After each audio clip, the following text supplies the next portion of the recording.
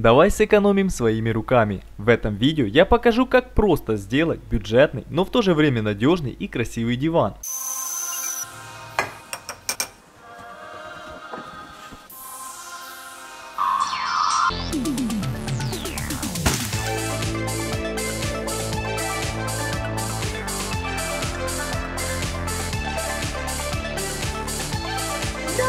Идея создания мебели своими руками у меня родилась еще до строительства этого дома, поэтому и ее размещение я запланировал еще на стадии проектирования. Во-первых, вписать такую мебель в любое место в интерьере значительно проще, так как она изготавливается с конкретными размерами под конкретные задачи. А во-вторых, самостоятельное изготовление мебели мне всегда казалось более экономичным, чем просто купить такой же аналог по качеству. А получилось ли мне сэкономить при изготовлении этого дивана, узнаем ближе к концу этого ролика. Всю мебель в доме мы делаем врезной. Она оптимально занимает пространство и по сути крепится к стенам и к полу. Так она становится устойчивее, прочнее и экономятся материалы для ее изготовления. За счет того, что врезная мебель плотно примыкает к стенам и к полу, исключаются труднодоступные места для уборки пыли. Наш диван мы будем изготавливать в проходном коридорном помещении возле лестничного проема, который он будет превращать в некий уютный уголок, где можно будет отдохнуть, поиграть, так и поработать. Супруга, кстати, прихватизировала эту территорию и назвала своим кабинетом. Присяду на свой большой мягкий диван, который здесь будет. Я буду тут, наверное, попивать чаек или кофе. В длину диван имеет 225 сантиметров и полностью занимает всю ширину комнаты. А сама сидушка имеет длину 190 сантиметров, и это позволяет использовать диван в качестве ночлега для гостей. Да я и сам люблю подремать на нем после сытного обеда. Каркас для дивана мы изготовили из сосновой рейки с сечением 40 на 40 мм. Сзади к стене прикручен горизонтальный брусок. Он переносит часть опорной нагрузки на стену. Все примыкающие стены работают как часть каркаса. И это позволяет сделать каркас для дивана как минимум вдвое проще и менее затратней по материалам, в отличие от отдельно стоящего дивана.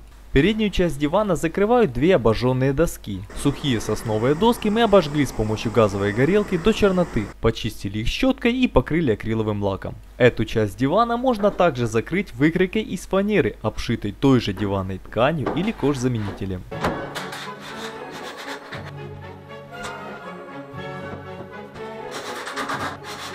Остальные элементы дивана я изготовил из 10-мм фанеры.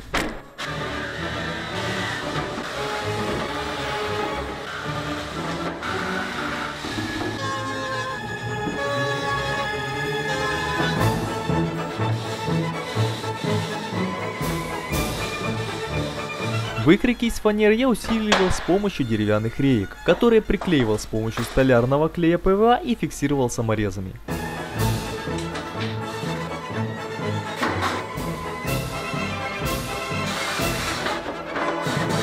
Размеры для выкроек замерял на месте и подгонял их там же. Для этого дивана я не делал чертежей, конструкция его достаточно простая, поэтому я ее разрабатывал по ходу.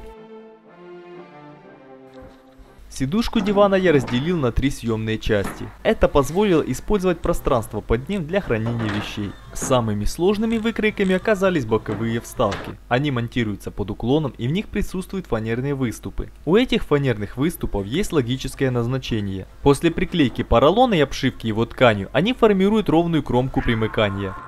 10-мм фанера в связке с таким каркасом образовывает очень мощную конструкцию, которая выдержит любые приключения. Кстати, на многих фабричных диванах на этом месте используют тонкий дешевый МДФ, который могут проломить даже дети. Наш диван вряд ли удастся проломить, и он прослужит всю жизнь дома. Для мягкой части дивана мы купили поролон толщиной в 10 см. Одного листа поролона с размерами 100 на 200 см как раз впритык хватило для сидушки и задней спинки. Боковые спинки пришлось вырезать уже с второго листа.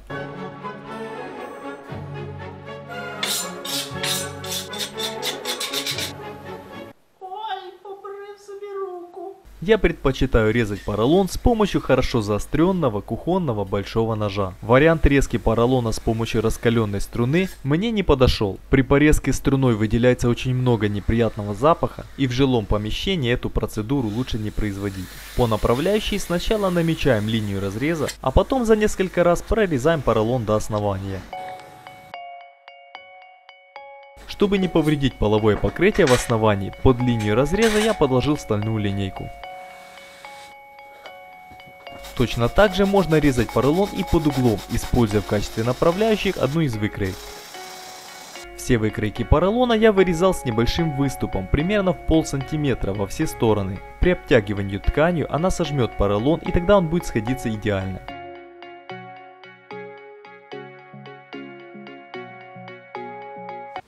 Ева, а мама где?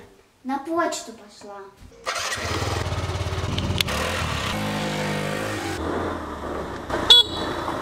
Ты куда?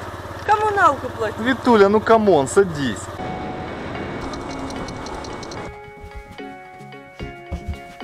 Смотри, с помощью EasyPay можно проводить оплату коммунальных услуг, не вставая с дивана. EasyPay – это сервис, который позволяет осуществлять любые необходимые и регулярные платежи в адрес государственных организаций, ЖКХ предприятий, а также можно пополнять интернет, ТВ, мобильный и совершать другие денежные переводы. Платежи могут быть как на разовой, так и на постоянной основе. Если настроить график платежей, то оплата будет производиться автоматически. А еще можно подключить программу лояльности Фишка. Для того, чтобы получить карту Фишка, нужно лишь зарегистрироваться, и она появится в личном кабинете в разделе карты. На EasyPay много сервисов оплаты с пометкой Фишка, при оплате которых начисляют баллы на карту кэшбэка. Этими баллами можно рассчитываться за услуги или обменивать их на подарки. Переходи по ссылке в описании и воспользуйся удобным сервисом современности, не вставая с дивана.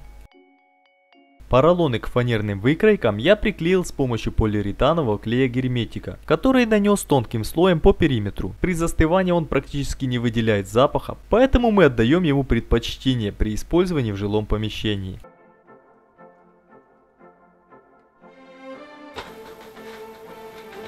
Мы купили хорошую диванную ткань, которая уже имела в своем составе подкладку. С помощью выкройки из поролона разметили ткань для раскроя, предварительно накинув 12 см на завороты. Единственной швейной процедурой при изготовлении дивана было сшивание углов. Длина сшивки при этом составляла не более 12 см.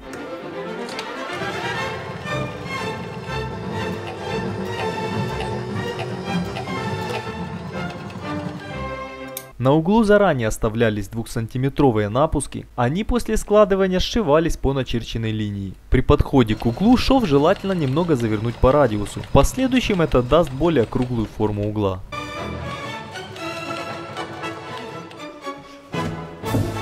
Погонное количество швейных процедур достаточно мало, поэтому при изготовлении дивана можно и вовсе обойтись без швейной машинки и прошить все углы вручную. При надевании чехлов на поролон нужно разложить складки шва на обе стороны, а после натягиваем ткань и прибиваем обычным ручным степлером. При натягивании ткани нужно быть максимально аккуратным. Если неравномерно натянуть ткань, то это будет хорошо видно на углах по периметру. Изначально мы натягиваем 4 угла, закрепляем их с помощью степлера и обрезаем излишки ткани.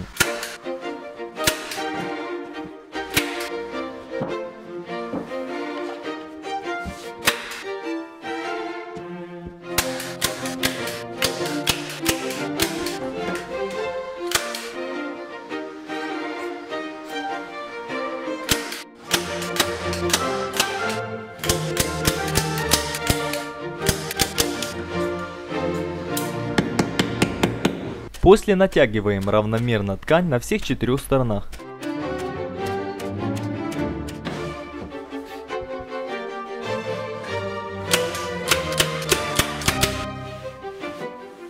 Сила натяжения ткани формирует радиус поролонового угла. Его достаточно легко контролировать на глазок, положив заготовку лицевой стороной на пол.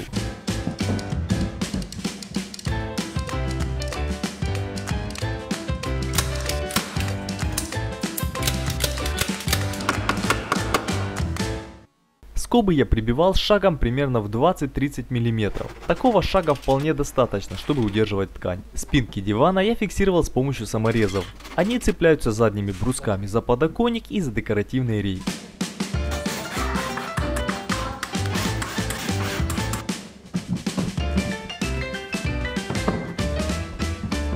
Из этой же ткани жена пошила диванные подушки. Сначала вшила замки, ну а потом прошила по периметру.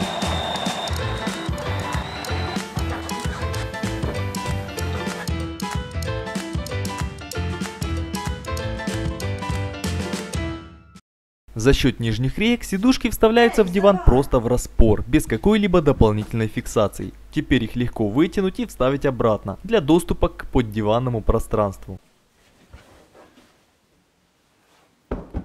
Как видите, конструкция дивана очень проста. Повторить его изготовление без проблем сможете и вы. Выглядит он современно и хорошо вписался в наш интерьер. А конструкция очень надежна, практически неубиваемая. При этом мягкую часть дивана легко заменить в будущем. Материальные затраты для него составили около $150. Найти что-то подобное за эти деньги вряд ли удастся. Теперь в нашем доме появился уютный уголок, где можно отдохнуть или посидеть с гостями.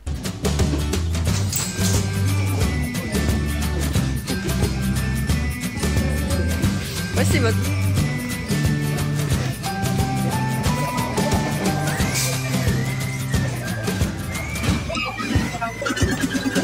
Друзья, я не люблю хвастаться.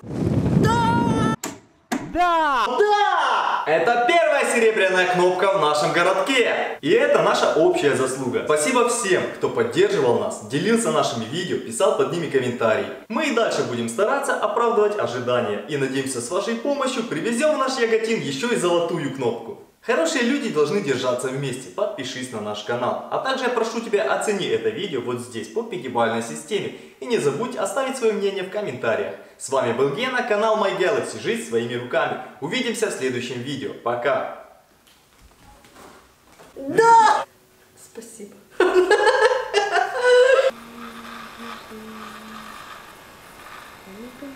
Мои усы. У вас ус отклеился.